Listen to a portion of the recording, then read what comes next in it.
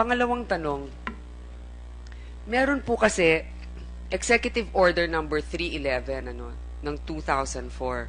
Ito yung sinasabi natin na yung Office ng Transportation Security ay magiging single authority for the transportation system in the country.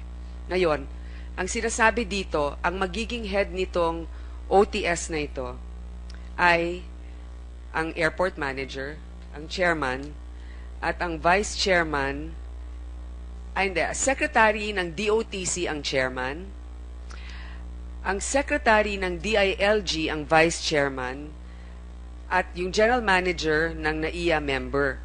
Pero itong grupong ito ay dapat nagmi-meeting regularly sapagkat ang inyong responsibilidad ay para gumawa ng manual para sa security, i-assess ang training ng inyong personnel, etc. Ang dinig po namin ay magmula nung 2012, hindi pa raw kayo nagmi-meeting dito na magkakasama. Totoo ba ito o hindi? Totoo, ma'am. We have not convened the NCAC and as a offshoot of what's happening now, and likewise the modifications that we need in order to amend the to review again the executive order, the very mandate of OTS. We are convening the council, Your Honor. You haven't met, so you haven't convened, right, Secretary? Yes, Your Honor. So you're not convening. You're just actually convening. When you were interviewed, you were actually asked about the situation, and you said that it was blown out of proportion. So you consider this a minor problem? No, Your Honor. I consider it a very major problem. In fact, in our statement then, we presented statistics, but in that very press con, I emphasized that a single OFW who is unjustly charged, who has been planted evidence, who has been extorted upon and exploited, deserves full government attention. And if she's aggrieved, it's really an injustice, Your Honor. Well, it's nice to hear that from you, sir, but I think that actions again speak louder than words. And if you feel that, I think that you should have yourself personally gone down and actually met with them and tried to find out. Well, perhaps you're very busy, but my point is, if this is the head of the security group, this OTS, and you haven't convened, how did you get daily updates, or at least updates on the situation, the training of personnel, the evaluation, the composition, etc.? Who is briefing you?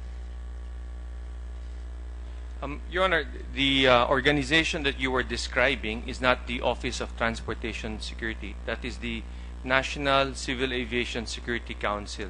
The office head of is OTS, hereby designated as the single authority for the transportation system, the civil aviation. Yeah. The head of the Office of Transportation Security is Undersecretary Recomono.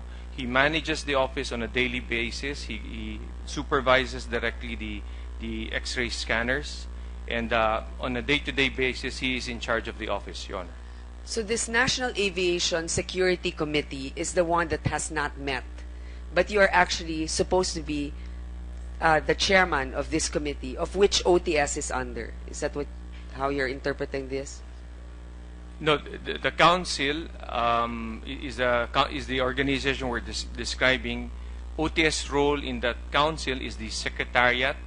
However, the day-to-day operations of OTS is handled by the undersecretary. Yeah. So the one that's not met is the National Civil Aviation Security Committee. Yeah.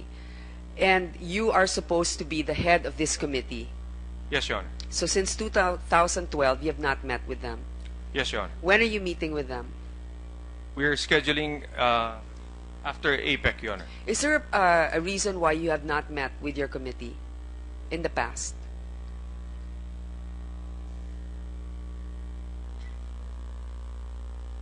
Sir, I don't think you need somebody to tell you what your reasons are for not meeting with your committee. Well, it is convened if there's a compelling reason to do so. We have focused on since I got appointed, we have spent most of our time addressing aviation security, safety, because at the most pressing concerns then were the ICAO significant safety concerns, the ban on the EU of our airlines, and likewise the FAA Category 1 issue. Well, that's part also of the evaluation for the FAA and all the other standards for our airport. I'm sure security would be paramount, and not just air security, but even ground security. Now, there was a bombing at Terminal 3, NAIA, which was foiled September 2014. You remember that, General Manager, sir? Your Honor, yes, at the parking area of Terminal 3, but it turned out to be firecrackers, Your Honor. And at that time, did it not compel you to perhaps meet already with your counsel? At that time, we met those within the DOTC family, because those are the immediate units involved, namely OTS, the MIA, and we assessed the situation. But upon the feedback and report of the general manager that indeed there were firecrackers, we saw no need to convene the council, Your Honor. But at that time, the shortcoming was you didn't have enough CCTVs. So maybe you were just lucky at that time, but maybe it should have compelled you to think that what if this was real? Going back, at least we should have your performance standards, your personal equipment facilities, training personnel, manual, and everything else, a report on your security. So is this something that you will try to discuss with your committee when you meet? Yes, ma'am. In fact, the manuals are with OTS. OTS as an organization also performs the regulatory function to ensure that all security plans of all airports are approved and are audited regularly in order to comply with the ICAO standards, Your Honor.